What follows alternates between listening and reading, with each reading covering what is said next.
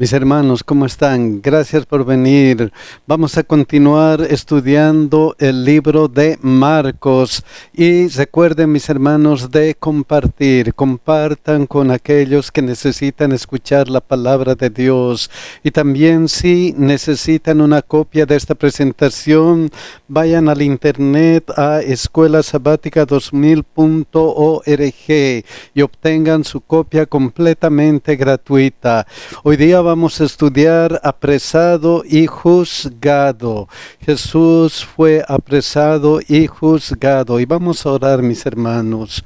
Querido Dios que estás en los cielos, estamos estudiando que tú has venido aquí para salvarnos. En esta oportunidad vamos a estudiar cuando fuiste apresado y juzgado.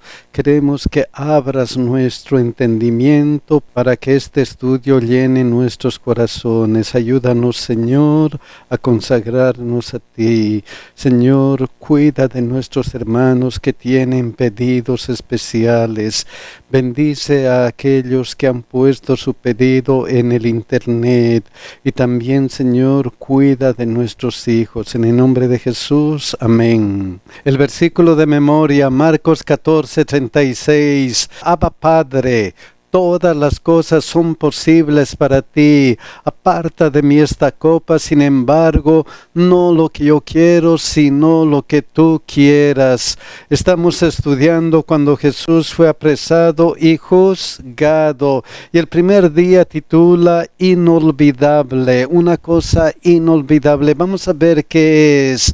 Marcos 14:1. 2 días después era la Pascua y la fiesta de los panes sin levadura. Y buscaban los principales sacerdotes y los escribas cómo prenderle por engaño y matarle. Entonces los escribas, los fariseos, los dirigentes judíos estaban maquinando matar a Jesús. Marcos 14:3, ¿qué es lo que dice? Pero estando él en Betania, en casa de Simón el leproso, y sentado a la mesa, vino una mujer con un vaso de alabastro de perfume de nardo puro de mucho precio. Esa mujer, según los otros evangelios, era María. En contraste, había un hombre. Miren lo que dice aquí, Marcos 14:10-11. Entonces Judas Iscariote, estaba María, la de esta historia, y también Judas Iscariote, uno de los 12. Entonces, ¿qué pasó con estos dos personajes? Miren lo que dice. Y María, quebrando el vaso de alabastro, se lo derramó sobre su cabeza. Decidió honrar a Jesús con ese costoso perfume. ¿Qué pasó con Judas? Miren lo que él decidió. Fue a los principales sacerdotes para entregárselo. Entonces Judas decidió traicionar a Jesús. Dos decisiones importantes. Y mis hermanos, todos los días tenemos que tomar decisiones o a favor de Cristo o en contra de Cristo. Debemos pedir a Dios que nos ayude a tomar decisiones a favor de Cristo. Luego, ¿qué pasó? Miren lo que dice aquí. El perfume era de mucho precio y se lo derramó sobre su cabeza. Marcos 14:15 dice el precio, más de 300 denarios, el sueldo de un año entero. Entonces lo que hizo María fue un acto de abnegación, un acto de amor. ¿Qué pasó con Judas? Miren lo que dice aquí. Y prometieron darle dinero. Y es interesante que Judas estaba siempre tras el dinero. ¿Por qué? Porque él dijo, porque podía haberse vendido por más de 300 denarios y haberse dado a los pobres, y murmuraba contra ella. Miren lo que añade Juan 12:5-6 acerca de lo que dijo Judas. ¿Por qué no fue este perfume vendido por 300 denarios y dado a los pobres? pero dijo esto no porque se cuidara de los pobres, sino porque era ladrón y teniendo la bolsa sustraía de lo que se echaba en ella. Entonces lo que hizo Judas fue un acto de codicia, no de abnegación. Quería más y más para sus bolsillos. Marcos 14, 6 al 9 continúa. Pero Jesús dijo: dejadla. ¿Por qué la molestáis? Buena obra me ha hecho. Siempre tendréis a los pobres con vosotros, y cuando queráis le podéis hacer bien. Pero a mí no siempre me tendréis. Esta ha hecho lo que podía, porque se ha anticipado a ungir mi cuerpo para la sepultura. Entonces María, buena obra hacia Jesús ha hecho. María había hecho una obra buena para Jesús. Es que cuando decidimos seguir a Jesús, nosotros actuamos con abnegación y hacemos buenas obras para Jesús.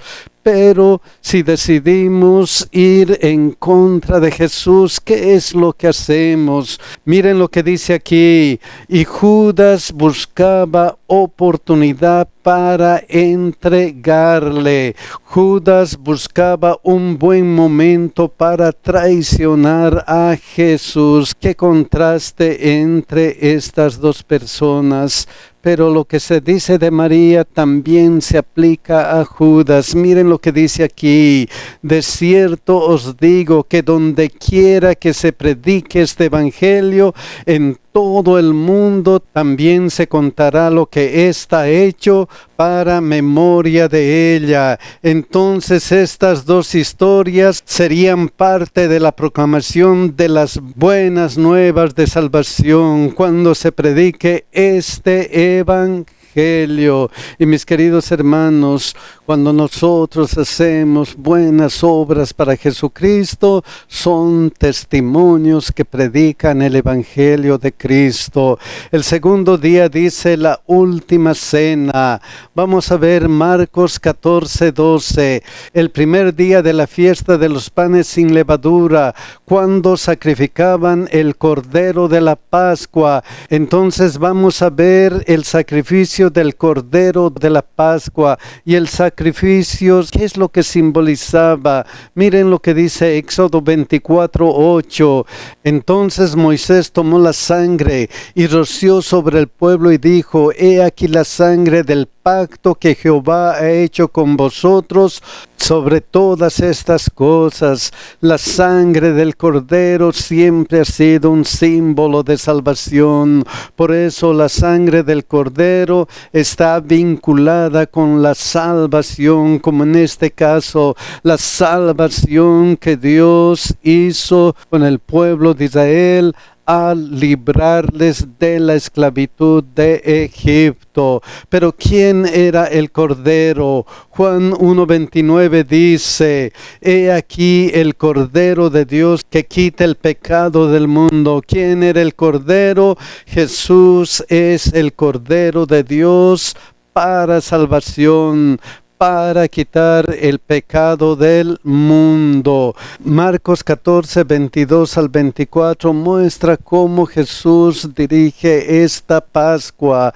Y mientras comían, Jesús tomó pan y bendijo, y lo partió y les dijo diciendo: tomad, esto es mi cuerpo. Lucas 22, 19 explica y dice: y tomó el pan y dio gracias y lo partió y les dio diciendo: esto es mi cuerpo que por vosotros es dado. Entonces el pan en la Santa Cena simboliza el cuerpo de Cristo. Pero miren cómo continúa aquí: y tomando la copa y habiendo dado gracias, les dio y bebieron de ella todos, y les dijo: esto es mi sangre del nuevo pacto, que por muchos es derramada. 1 Corintios 11, 23 y 24, el apóstol recalca lo que Jesús había dicho: porque yo recibí del Señor lo que también os he enseñado,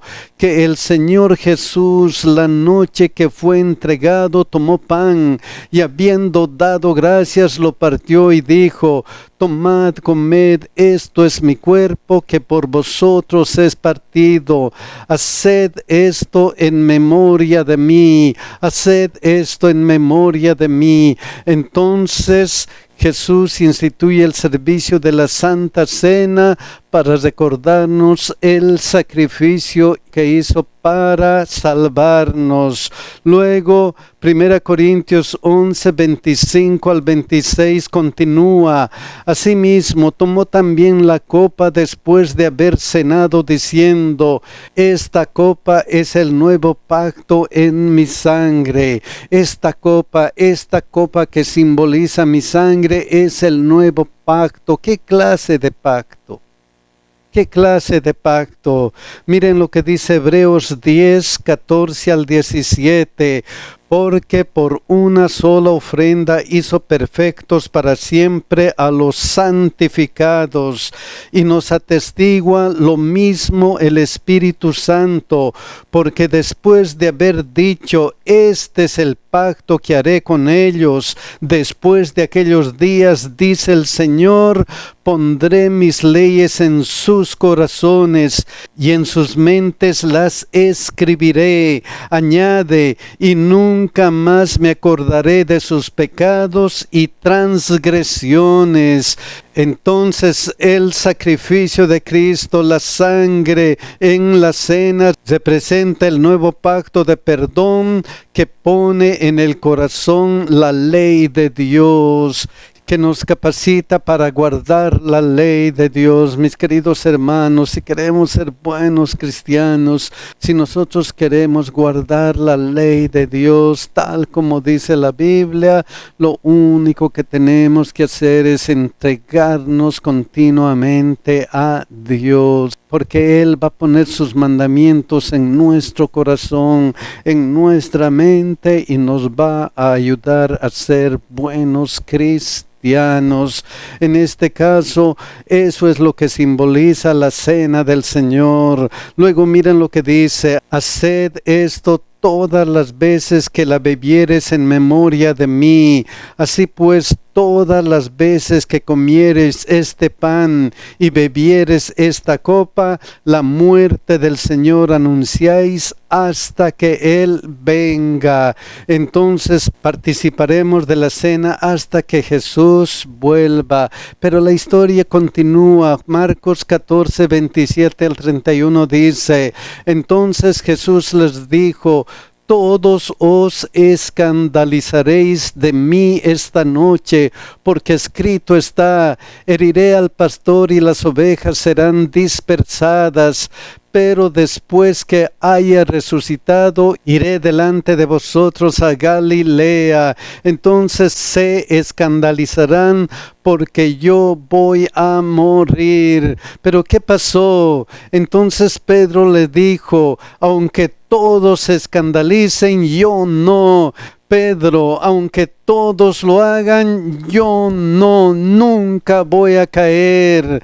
Y le dijo Jesús: de cierto te digo que tú hoy, en esta noche, antes que el gallo haya cantado 2 veces, me negarás 3 veces. Mas él con mayor insistencia decía: si me fuere necesario morir contigo, no te negaré. También todos decían lo mismo. Mis queridos hermanos, a veces estamos dispuestos a hacer todo por nuestro Señor Jesucristo, pero A veces eso no está en nuestro corazón. Este pueblo de labios me honra. El tercer día dice Getsemaní.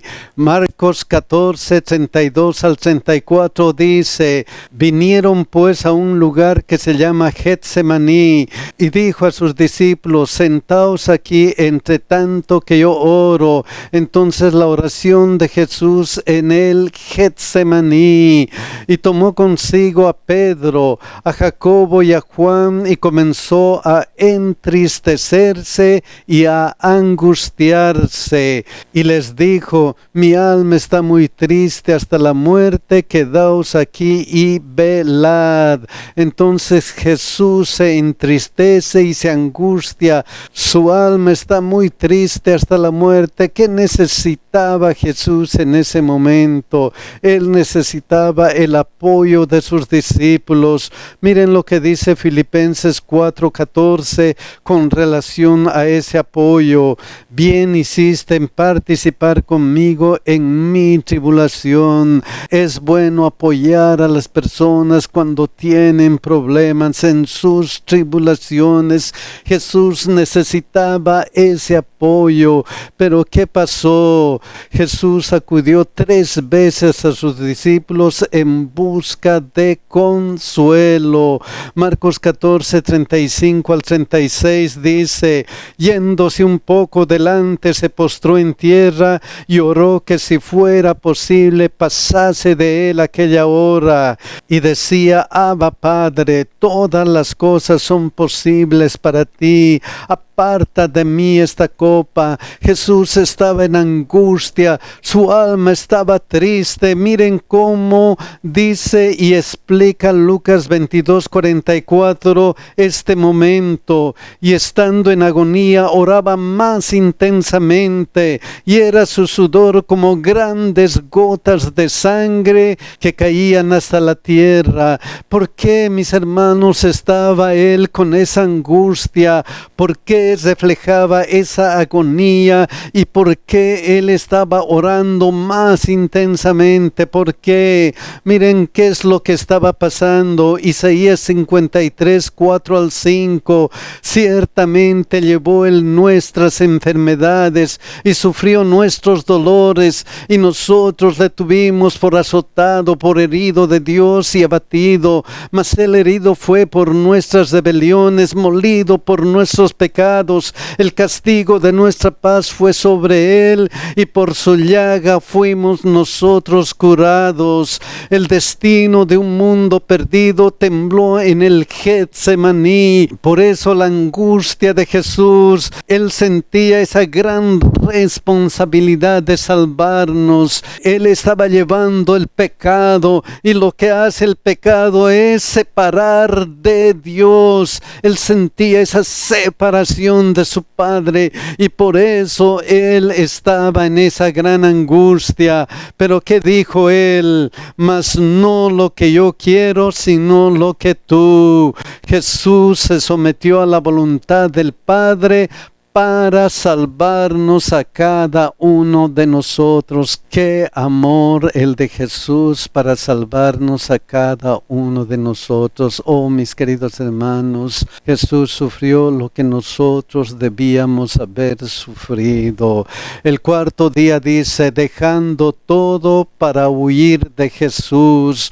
Marcos 14, 43 al 46. Luego, hablando él aún, vino Judas, que era uno de los 12. Vamos a ver la traición de un colaborador cercano, y con él mucha gente con espadas y palos de parte de los principales sacerdotes y de los escribas y de los ancianos. Y el que les entregaba les había dado señal. El que les entregaba, el corazón de Judas no estaba con Jesús.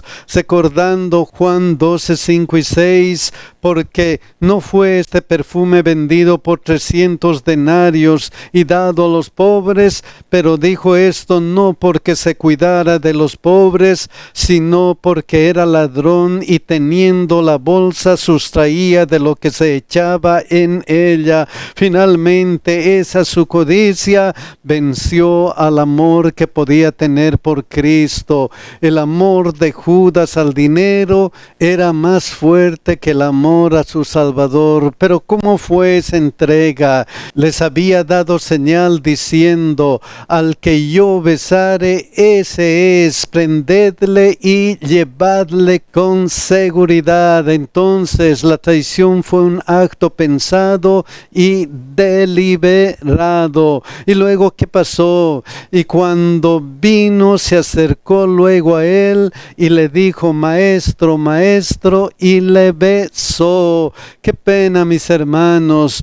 Judas trató de ocultar su traición bajo el disfraz de la amistad. Maestro, maestro, y le besó. El beso de la traición. Y lo que sigue, entonces ellos le echaron mano y le prendieron. Finalmente Jesús es apresado. Y luego en Marcos 14, 47 al 50 dice: pero uno de los que estaban allí, sacando la espada, hirió al siervo del sumo sacerdote, cortándole la oreja. Y respondiendo Jesús le dijo: ¿cómo contra un ladrón habéis salido con espadas y con palos para prenderme? Cada día estaba con vosotros enseñando en el templo y no me prendisteis, pero es así para que se cumplan las Escrituras. Entonces Jesús fue apresado y la misión de Jesús se estaba cumpliendo para que se cumplan las Escrituras. Luego, ¿qué pasó? Entonces todos los discípulos dejándole huyeron, tal como había dicho Jesucristo: ustedes se van a escandalizar de mí. El último día refleja quién eres. Y es una pregunta interesante porque Marcos 14, 53 al 54. Trajeron pues a Jesús al sumo sacerdote y se reunieron todos los principales sacerdotes y los ancianos y los escribas. Entonces Jesús es llevado ante el Sanedrín. Marcos 14, 55 al 56 dice: y los principales sacerdotes y todo el concilio buscaban testimonio contra Jesús para entregarle a la muerte. Entonces buscaban testimonio contra Jesús. Pero ¿qué pasaba? Pero no lo hallaban, porque muchos decían falso testimonio contra él, mas sus testimonios no concordaban. Los testimonios son falsos, no pueden condenar a Jesús. Él no había hecho nada malo. Él había venido para salvarnos a cada uno de nosotros y su vida estaba en perfecta armonía con lo que él mismo había dicho. Luego miren lo que dice Marcos 14, 60. Entonces el sumo sacerdote, levantándose en medio, preguntó a Jesús diciendo: ¿no respondes nada? ¿Qué testifican estos contra ti? Marcos 14, 61 al 64. Mas él callaba y nada respondía. El sumo sacerdote le volvió a preguntar y le dijo: ¿eres tú el Cristo, el Hijo del Bendito? Entonces, como los testimonios eran falsos, el sumo sacerdote pregunta si él es el Cristo, el Hijo del Bendito. Y Jesús le dijo: yo soy, y veréis al Hijo del Hombre sentado a la diestra del poder de Dios y viniendo en las nubes del cielo. Entonces esta vez Jesús admite que es el Mesías, y como Jesús esta vez admite que es el Mesías, el Salvador, entonces el sumo sacerdote, rasgando sus vestiduras, dijo: ¿qué más necesidad tenemos de testigos? Habéis oído la blasfemia, ¿qué os parece? Y todos ellos condenaron, declarándole ser digno de muerte. Entonces Jesús es condenado a muerte solamente porque admitió que es el Mesías, que es nuestro Salvador. Y como todo lo que dice Jesús se cumple, esta vez también se cumplió lo que le dijo a Pedro. Marcos 14, 65 y 66. Miren lo que dice esta parte. Estando Pedro abajo en el patio, vino una de las criadas del sumo sacerdote. Marcos 14, 71 al 72. Entonces él comenzó a maldecir y a jurar: no conozco a este hombre de quien habláis. Y el gallo cantó la segunda vez. Entonces Pedro se acordó de las palabras que Jesús le había dicho: antes que el gallo cante 2 veces, me negarás 3 veces. Y pensando en esto, lloraba. Pedro recuerda la predicción de Jesús. Mis queridos hermanos, cuando Jesús dice algo, lo cumple. Él dijo: voy a venir para salvarles. Y aquí hemos visto que Él fue condenado sin merecerlo. Quienes merecían ser condenados somos nosotros, pero Cristo se dio a sí mismo para salvarnos. Ojalá que nosotros aceptemos a Cristo, aceptemos esa salvación y estemos listos para llegar a la patria celestial. Que Dios nos bendiga, mis hermanos.